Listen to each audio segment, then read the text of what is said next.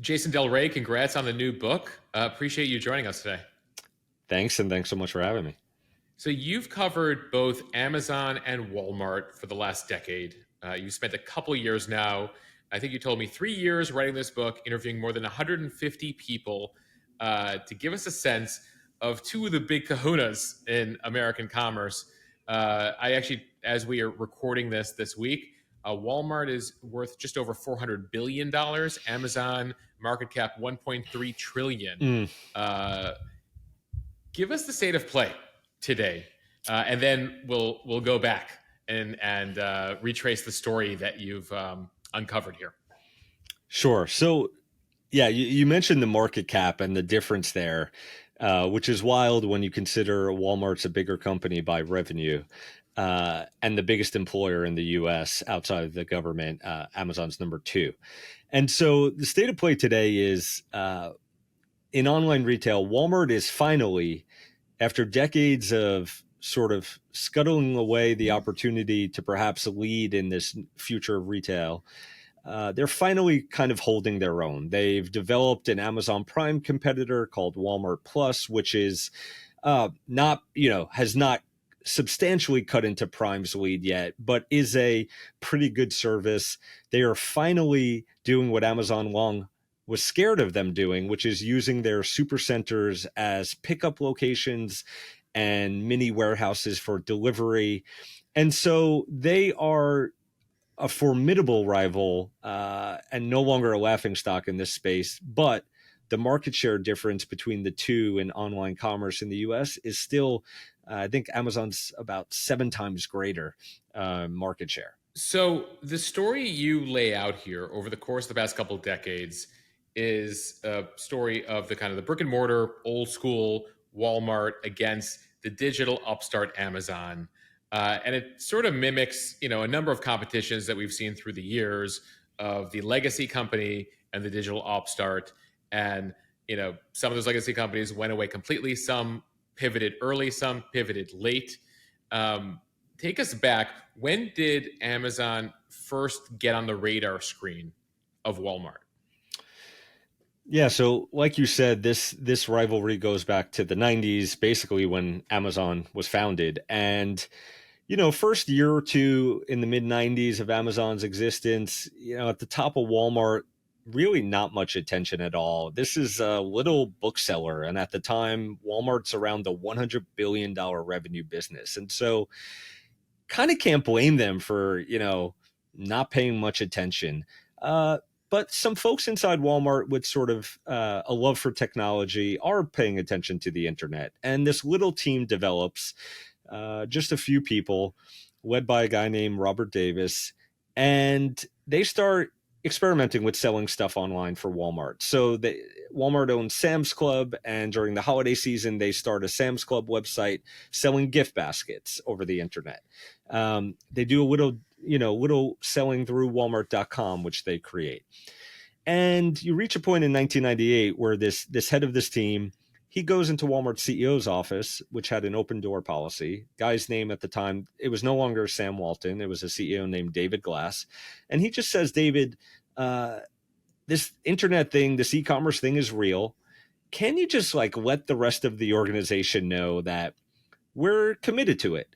It's not just an experiment. So that when I go to the logistics team and tell them I want to put Walmart.com stickers on all the trucks that we have crisscrossing the US, they'll listen to me. Or when I tell the warehouse we might want to ship some stuff out of the warehouse directly to a customer instead of a store, that they won't laugh at me.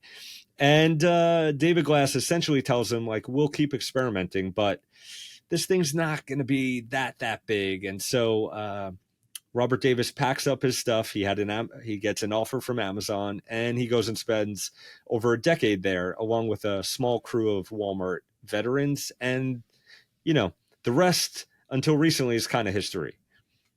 It's so fascinating because I think to those of us, I think elder millennials on up, elder millennials, Gen X, and older, we remember a time before the internet. We remember that time in the late 90s, early 2000s. We didn't quite know what to make of it. We'd all kind of gotten email addresses. Mm-hmm. And in the corporate space, in a media example, I know at the Washington Post, they were building a separate WashingtonPost.com, and they actually literally they put them out in Virginia in a building, and the main newspaper was in D.C. And so, to us today, we're like, what is this kind of questioning of the internet? But I mean, this was the reality for many companies that weren't quite sure what to make of it. At least the existing legacy companies that existed then in the late '90s. No, I think that's right. And so it's easy, in hindsight to poke fun at, the old school company, but when you're, it's kind of the innovator's dilemma too. I think it's one of the most classic examples. And Walmart just they were having so much success. Their rollout of these massive, very innovative, in a lot of ways, supercenter stores, which, if you remember, were the everything store before Amazon. uh Mm-hmm. it, like you said, it makes sense. There, it wasn't sure what to make of it, and so they eventually, with the help of a young executive there who had married into the Walton family, his name's Greg Penner, they end up partnering with a venture capital firm in the late 90s, and they set up a separate operation, Walmart Online, in the Bay Area. um, won't go through all the details, but that ends up not working out that great in the next year or two, and they decide they're gonna do away with this sort of joint venture and put it back into the main company, put the online unit back into the main company. And the CEO at the time, by then it's a guy named Lee Scott. He has a great quote in the New York Times where he's like, well, we may still deliver to people's doors from the orders online, but we really want to use our website to feature what we have in stores. And so, it's kind of like, again, still sort of struggling with what the opportunity was, and really initially just trying to leverage it to help their existing, mature, pretty amazing core business. Is it a fair comparison to call the Walmart Amazon battle? Are there similarities to Blockbuster and Netflix here? So I think there are, on the surface for sure. I think what makes it different, or, in my eyes, even sort of more crucial to understand or examine, is just the power both companies have. And I mentioned they're the top two employers in the U.S., but also their ambitions are much greater than, Netflix and Blockbuster. Amazon, at least, is an entertainment company, but they are also retailers. They are data companies. Amazon's a cloud computing company.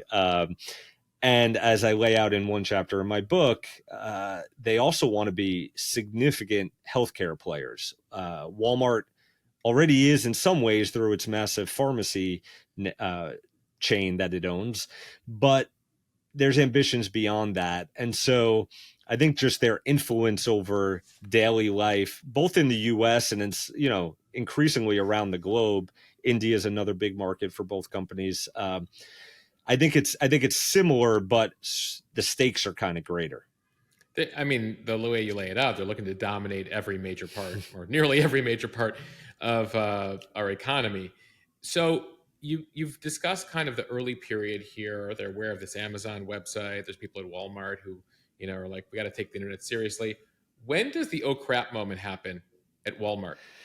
So Walmart's paying attention, and they're just, they have internal battles that are kind of slowing them down. And what happens is a new CEO is named in 2014. He's the current CEO of Walmart today. Still, his name is Doug McMillon.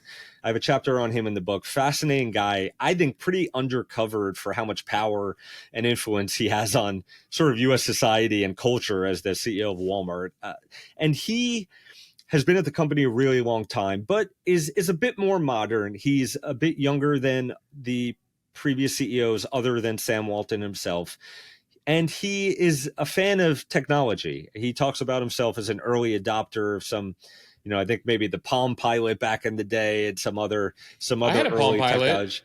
back pre Wi-Fi. Yeah. Yep. And so Doug comes in, and he looks around at the dynamic with Amazon, and internally, he and a few other confidants and advisors, they sort of say to the board and other executives, like, I know we think this e-commerce thing is still kind of like, it's a fraction of overall retail, but look at what Amazon's doing. Look how fast they're growing. Like if we don't do something significant, we may not be around a few decades from now. I think he even might have used the words in a board presentation that they were Amazon existential threat. Sounds crazy when you look at Walmart's size, but things like this happen, and not only in I retail. mean, Montgomery Ward, Sears. Yep, The Sears is a classic, great example. And so Doug comes in and he's just a little more concerned, I think, about the future as it relates to Amazon's power. And so they start thinking about what big move they can make next. No, go ahead. Take us to that next step. So we're in the mid 2000s, and Doug McMillon, and he has a advisor who runs mergers and acquisitions for him. Her name's Lori Fleece, and they're looking around and saying, well, we're not growing as fast as we should be in e-commerce. We think we need different talent. Like, how are we going to get there quickly? And they decide the best path forward is acquiring what was a young startup then called Jet.com.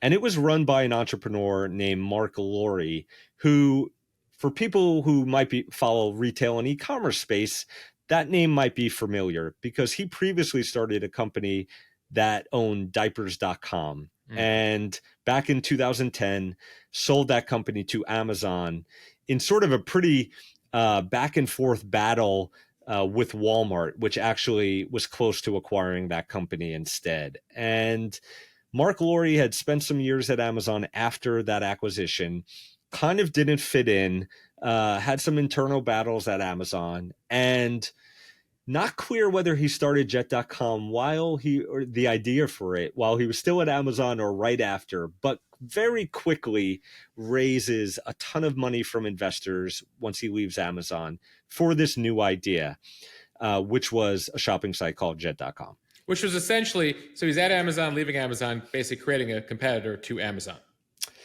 Yeah, and I think, if I remember the timeline, the news about Jet.com or the announcement may have happened maybe a year after he left Amazon, which probably not coincidental. And I actually, I found out about it before it started and called him up. And he was very polite and was like, well, I'm not quite ready to talk about whatever this idea you heard about. And some people thought it was perhaps because he was still under a non-compete. So they launched Jet.com. The idea was essentially to sell a lot of different products like Amazon, like Walmart, but to give discounts to shoppers if they bought items in a way that sort of made more sense economically. So the more items you bought in one order, you'd get a discount, because the idea on the back end was Jet could fulfill that order out of one warehouse that might be close to your location. And so instead of splitting an order between several warehouses, they would, put it out of one warehouse and they'd give you the discount for the savings they achieve.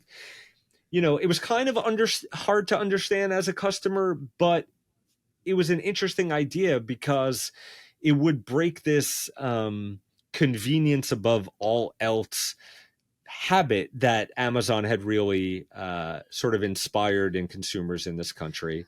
And they were trying to, appeal by giving savings beyond what Amazon or Walmart could give. So Lori sells diapers.com to Amazon, spends time over there, launches Jet.com, pseudo competitor to Amazon. Correct. And Walmart at this time is saying, we need to get our e-commerce house in order. There's this thing called Jet.com. Yes. And so to fast forward, they decide they're looking around, trying to figure out how to move faster. And they decide acquiring Jet.com is their best bet. And really acquiring Mark Lowry and his executive team, bring some entrepreneurial spirit, bring some real e-commerce expertise, and frankly, bring a narrative into the Walmart company, to maybe tell Wall Street and sort of the technology industry that we're serious about this thing. And we're going to be a real competitor finally to Amazon. And so they spend $3.3 billion to buy Jet.com, which really hadn't proven that it was a sustainable business yet. I learned later was pretty short on money, needed to raise more venture capital money from investors. But was growing fast in sales because they were spending just a ton on marketing. I think up to 40 or 50 million a month for a 1-year-old company. Like, for a big company, that's not crazy, but for a startup, it's just an extravagant amount. So Walmart was buying the tech, essentially. They thought they at the time they said they were buying the tech and they were buying the leadership team. And it would turn out they were buying the leadership team and the idea and the narrative and sort of the halo effect that bringing these respected technologists into the company would give them.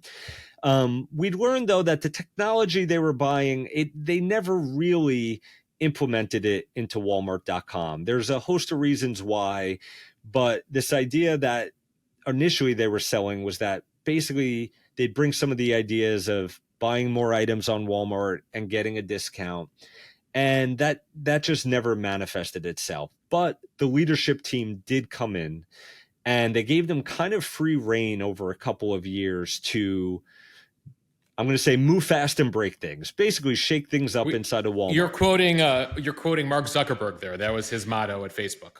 Yeah, I mean, never thought there'd be a day when I was quoting Zuck, but here we are. Here you go, Jason. Today is the day. And so they acquired Jet.com and this team, and the team comes in and they start, immediately making some, just a series of announcements. One of them was they're going to make 2-day shipping, free. And as long as you spend, I think it was $35 on an order. And so, that was not better than Prime, but, the selection was much, smaller than Prime. But for Walmart, it was better than they had done. They start playing around with other, quote, innovations or features, like, if you chose to pick up something at the Supercenter instead of having it delivered, you might get a discount on certain items. And then they started making some acquisitions of their own as well. And the theory there was maybe they'd start acquiring some younger, what the industry calls digital native brands. So these are mostly apparel or fashion brands that might have a store eventually, but really start by selling online. And the biggest one they acquired was a menswear brand called Bonobos for over $300 million.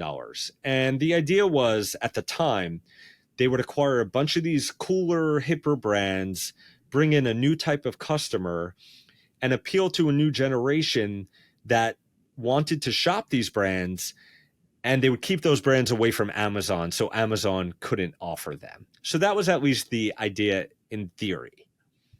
Where does Walmart see itself? One of the questions I have for you is 350 million or so Americans. Is there an Amazon customer and a Walmart customer? And in that Venn diagram, how much overlap is there where, Bezos knows and the team at Amazon that certain people are always going to be Walmart people. And at the same time, Walmart knows like there's a certain portion of Amazon people I'm not going to grab.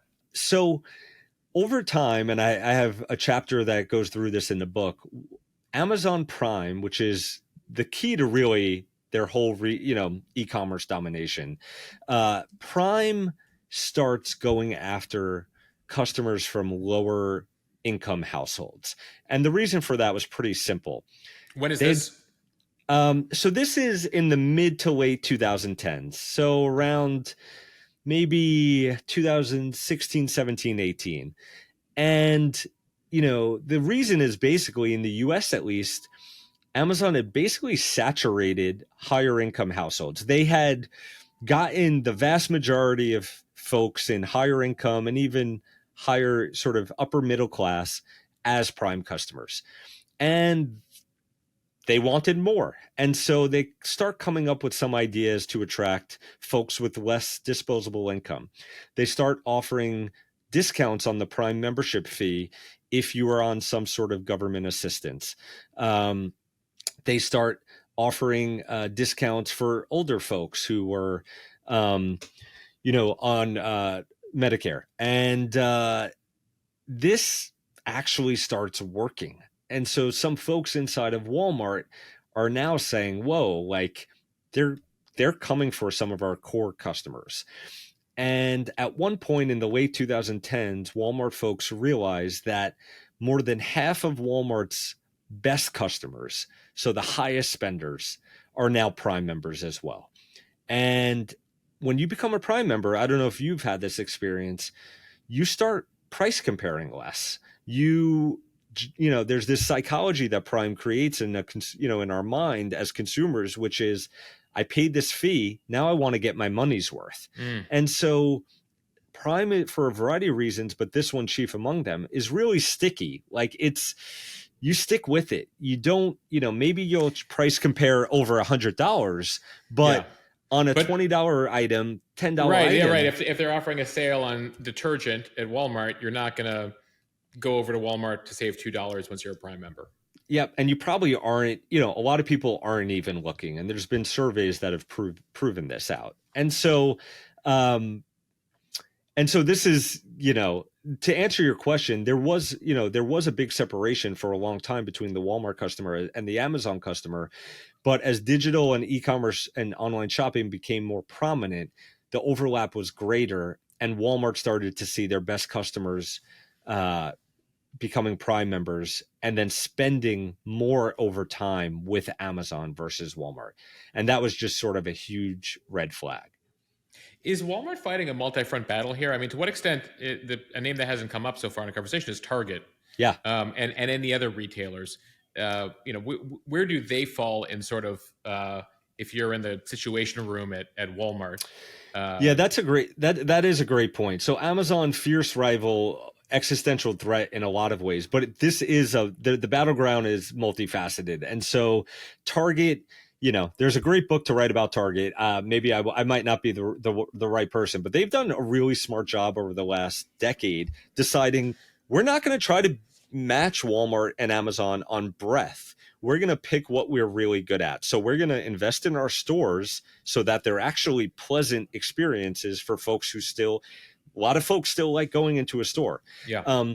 They also double down on their own brands. They call them house brands. So I have two children. They wear a clothing line called Cat and Jack. It's a children's clothing line. It's a multi-billion-dollar business. I mean, it's massive.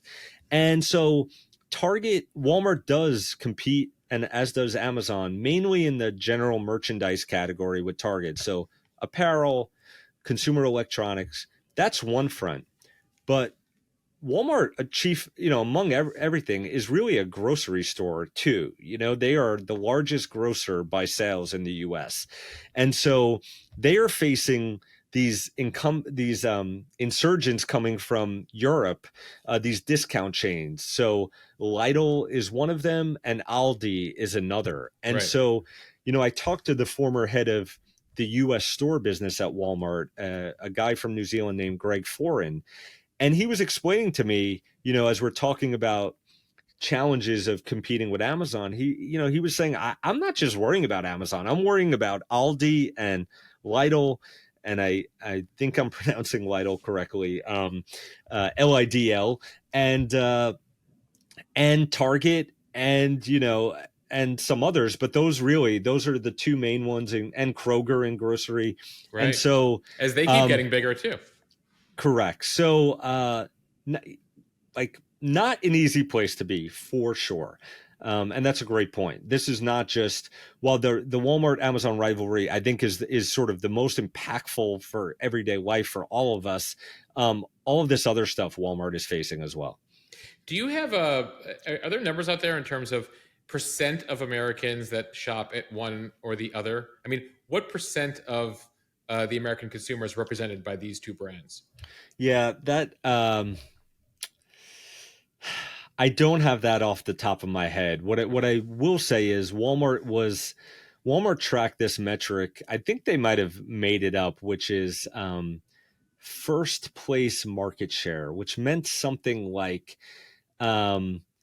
what percentage of customers in this country spend the most money with a given retailer. And I think overall, I think Walmart's still first place market share is still the greatest, but they were watching as Amazon kept eating into their lead over the last, especially over the last decade. And so that was another just sort of quantitative sign to them that that they were in trouble in a way. But I don't know the exact percentages you're looking for. They may be out there, but it's a great number. So the pandemic, obviously, game changer for many companies. How does it impact? Take us up until 2023 now. Over the course of the last 3 years, how the pandemic impacts Walmart's e-commerce business, how it impacts Amazon, and what it meant for where the two companies stand today. Yeah. So I'll break up the pandemic into sort of two phases, which are sort of the first year to year and a half, and then whatever we've been in since since then. Well, So it's the perils it's the perils of writing a recent history book. You're like back in the late teens. I was like, that was like 4 years ago, 5 years ago. yeah. I mean, the thing with like a part history book that also, there is no natural ending is Right. the world keeps changing and things keep happening. But I knew that going in, uh, and luckily one publisher at least Well, I was willing to take. appreciate it. I mean, as somebody who loves history, as a journalist, like someone's got to write the first draft, Yeah. and that's essentially what you've done here with this book. Yeah, thank you. Appreciate that. And that's kind of how I was looking at it. And so the first half of the pandemic, uh, I mean, for all the destruction in the world, it was a pretty great thing for both companies. I mean, they are now lifelines. Walmart, they're both just trying to keep up with demand.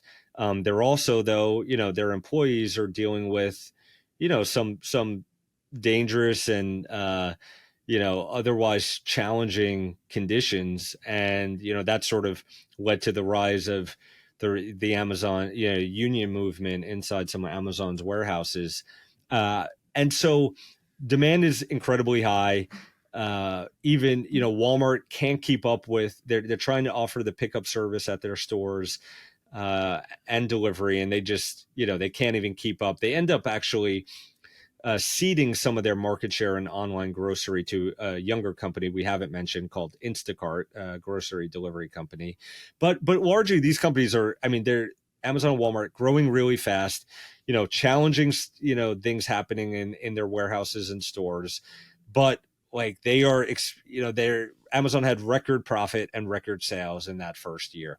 And then as the world starts going back to normal in some ways, um, and inflation comes, and online shopping is still growing but not as quickly, all these other challenges happen. So on the Amazon side, Amazon realizes it leased and was building way too many warehouses. Like the trajectory, there was this thought that e-commerce would jump ahead by like 10 years growth or something crazy, Yeah. and in fact it was just like a year or two.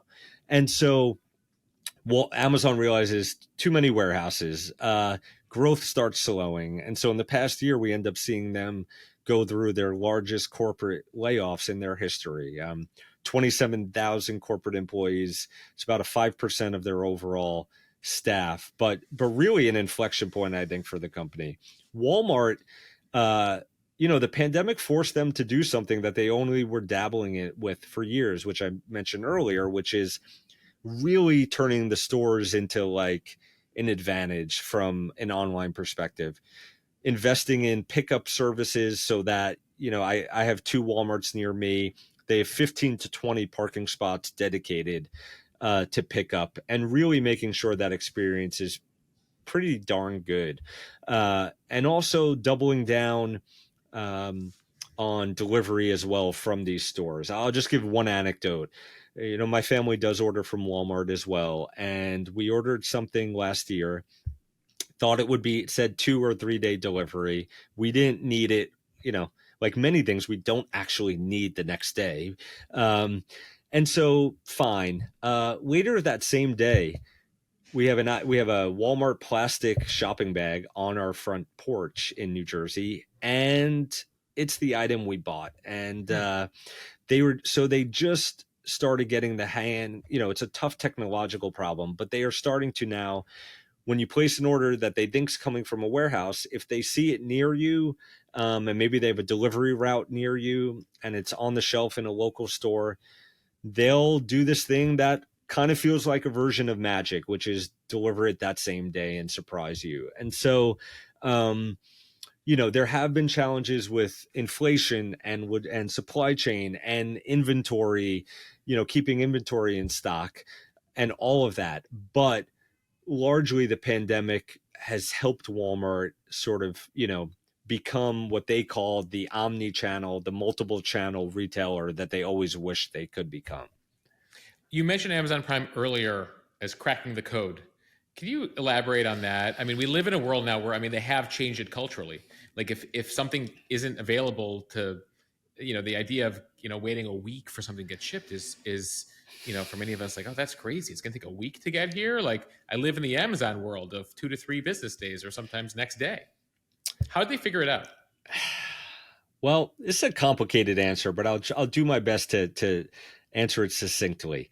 Um, the short answer is they added a bunch of different valuable services to one membership, and you just I think analysts have done the study on like how much value you're actually getting from the now $129 a year membership, and I think it's something like $700 worth of services.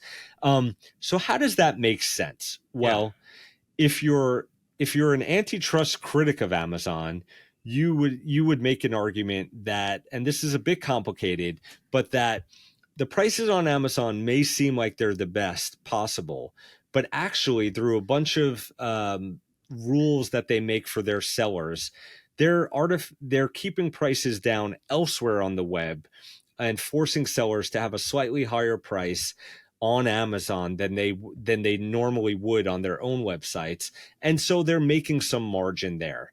They also are now requiring basically to get noticed as a brand on Amazon, you to pay advertising fees, and that's a $40 billion business for Amazon Right. today. You can't scroll anymore after you search for a product and the first one. Sometimes it was the first one, and now I feel like it's the first 3 or 4 are all sponsored. They're all sponsored. And so, they have arguments about why that actually is not a bad experience. But, it is to some people, they think it's essentially just a fee, just a tax, just to sell on Amazon today.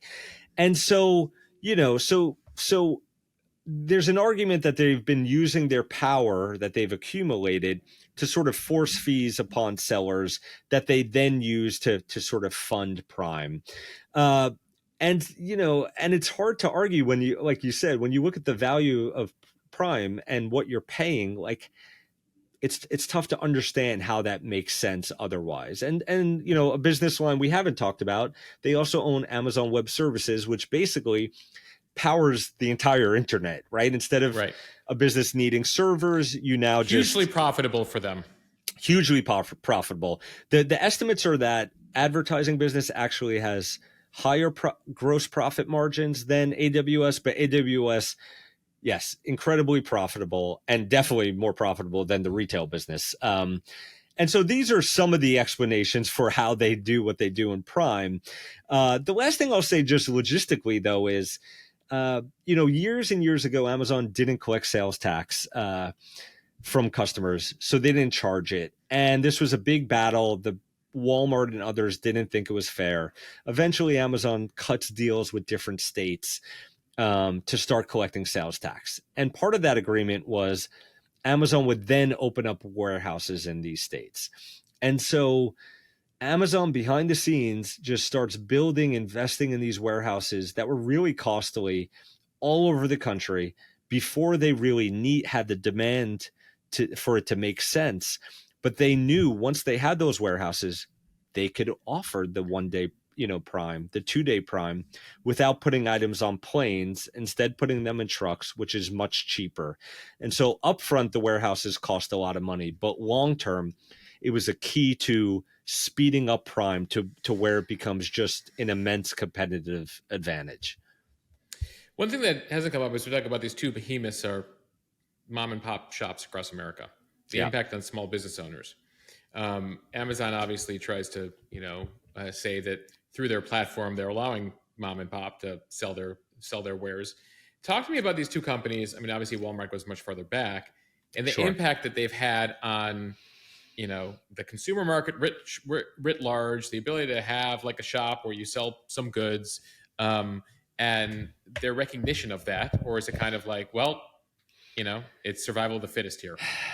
Yeah, so I'll go back to Sam Walton's biography. I'm blanking, I believe, Made in America, and in it he has a quote which he's addressing some of these criticisms about Walmart being a small business killer, and his argument, or not even argument, opinion, is that listen, like a lot of these small businesses were just not taking care of their customers the way they should be, and so you know, sorry, that's what we're focused on, customers above all else. And, we don't want to destruct small businesses, but if you're not treating customers well, like that's what's going to happen. So He made a customer service argument.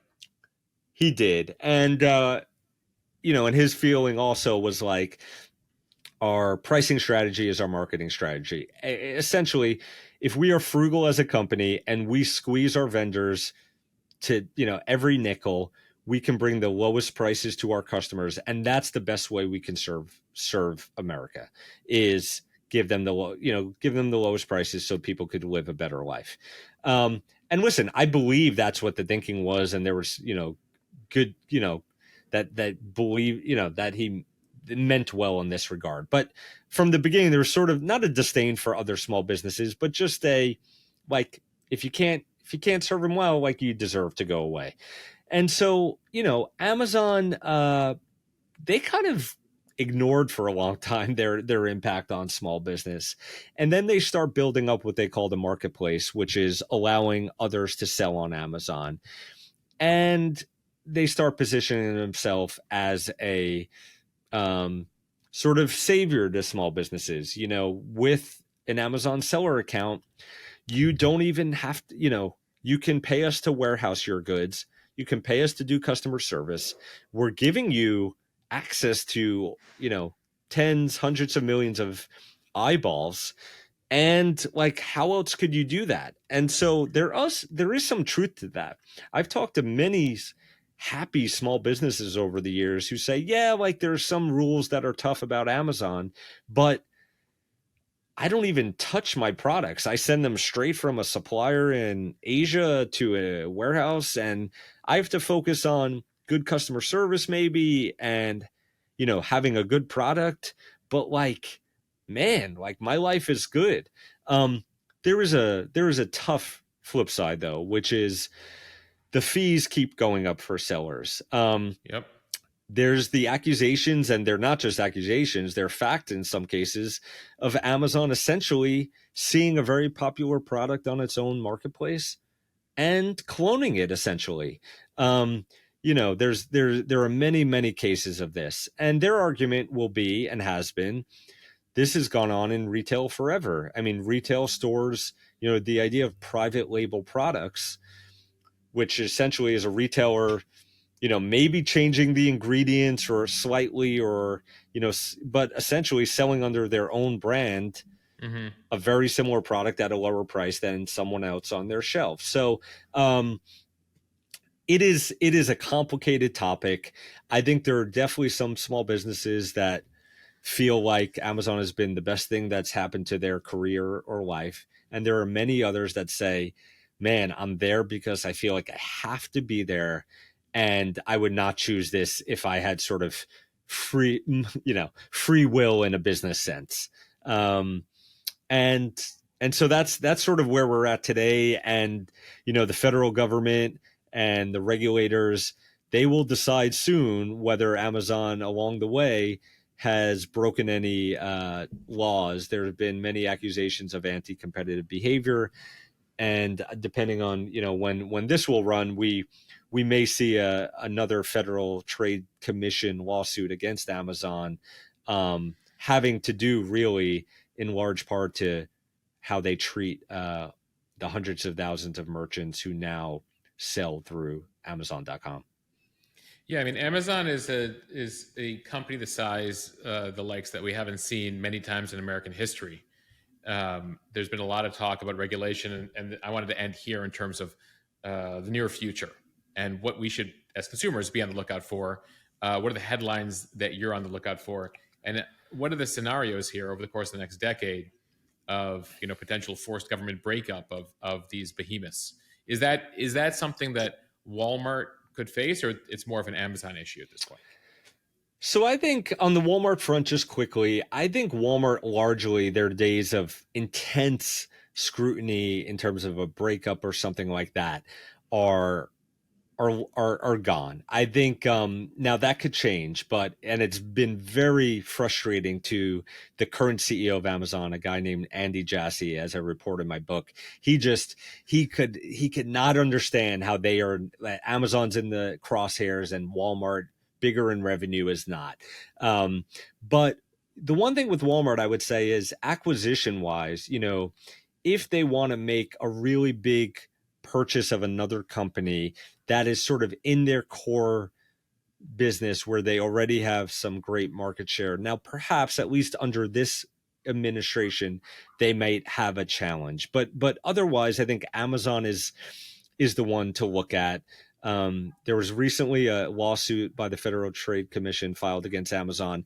Now, that one has to do with Amazon Prime and the allegations that Amazon sort of tricked some people through some tactics online into signing up for Prime, and then has made it very difficult to cancel, which is Right, not right. unique. Like I think it's like a 5 or 6 step process. The FTC said to actually unsubscribe from Amazon Prime. Yeah, Amazon has now, as before the lawsuit, but after FTC started investigating, Amazon changed that cancellation process made for some people and made it a lot easier. But so that's one. But what's probably coming soon is an actual antitrust focused lawsuit against Amazon.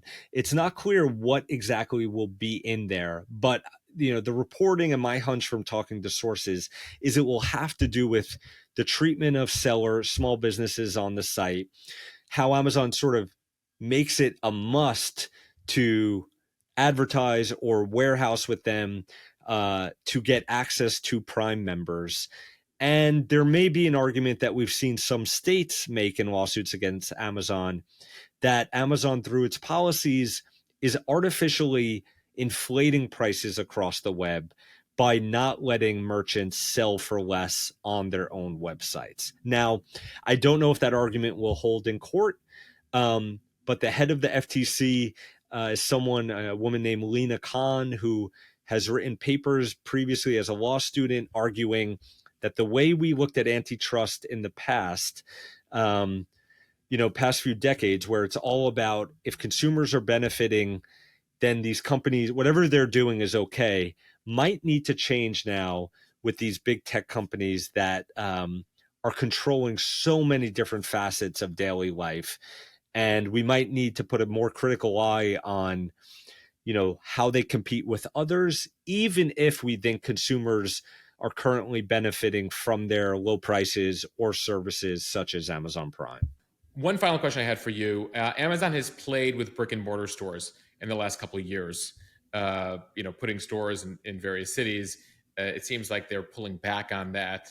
Are we living in a bipolar world? To sort of reference the Cold War, there's the Soviet Union, there's the U.S. Both will exist. Now you have U.S. and China in terms of a e-commerce thing. At the end of the day, there's going to be a Walmart, there's going to be an Amazon, and with the Amazon, opening stores, etc., are they realizing actually we're going to leave the stores to Walmart, and at Amazon we're going to stick online? I think if Amazon is going to fulfill their long-standing ambition of continuing to grow in retail and find new pockets to innovate in the retail industry beyond all the other stuff, I think they absolutely feel they need to nail some big physical retail presence. And I'll tell you why. Now, they have acquired Whole Foods, so that's one piece. But you referenced they tried bookstores, they ended up closing those down. They have a different grocery chain in some markets called Amazon Fresh, which is intended to be more mass market, not as high price point as Whole Foods. And they've paused the expansion there. And I don't think that means they're giving up, and I'll tell you why. They feel they need beyond just, 80 to 85% of consumer spending is still in physical retail. They need pickup and delivery locations beyond their warehouses, because shipping, we talked about a little bit, shipping and the fees of Prime, like that stuff is super expensive and the costs are only going up. So the idea that, many Prime members do now, which is I'm going to order 7 sizes of, or 7 different versions of something and just return the rest. Like, even for a company like Amazon, that math eventually starts not working. And so we're seeing them play around with return fees. Long story short, besides just wanting to continue to go after consumer spending, they need more they just need more physical locations so that we are not just shipping everything back, because, as they just, they cannot go on that way forever. And it was, great innovation in a lot of ways for Prime, but right now they're facing some challenges because of the way they've trained us to shop.